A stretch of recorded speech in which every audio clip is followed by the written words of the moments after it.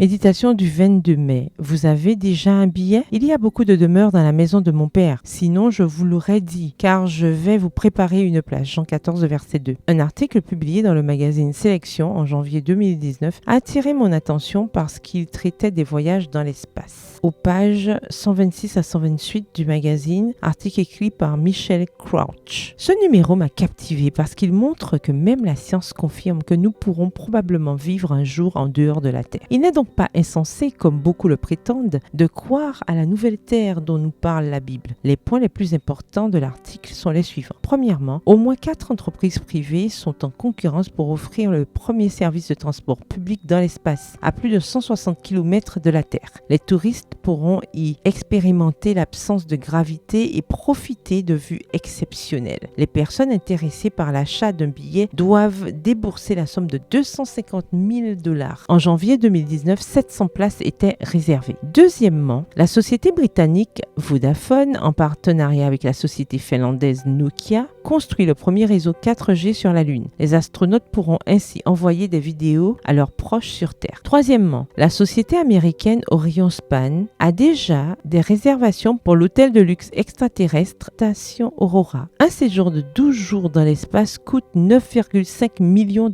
et comprend un entraînement de 3 mois avant. Selon la société, l'hôtel devait ouvrir ses portes en 2022. Cependant, les personnes intéressées par le tourisme spatial attendent toujours leur voyage tant désiré. La promesse faite par Jésus avant de monter au ciel de nous emmener vivre avec lui n'est pas une promesse en l'air, c'est une réalité bénie. Mais malgré cela, il est possible qu'après toutes ces années passées à croire en cette promesse, nous n'ayons toujours pas fait de plan pour le voyage. La bonne nouvelle, c'est que nous n'avons pas besoin de réseau 4G pour communiquer avec les êtres célestes, car le Saint-Esprit transmet gratuitement nos prières au ciel. Nous n'avons pas non plus besoin d'engager une société de transport ou de payer des milliers de dollars pour notre transport, car Jésus lui-même viendra nous chercher et nous emmènera sur sa nuée. Et soulignons que nous n'aurons pas à dépasser $9,5 millions de nos économies pour séjourner dans un hôtel extraterrestre, car lorsque nous arriverons au ciel, nous aurons une maison que Jésus lui-même aura préparée. Vous y croyez? Votre billet est acheté. Il a été réglé ce dimanche après-midi, là, sur une croix, au sommet du mont appelé Calvaire. PS, heureuse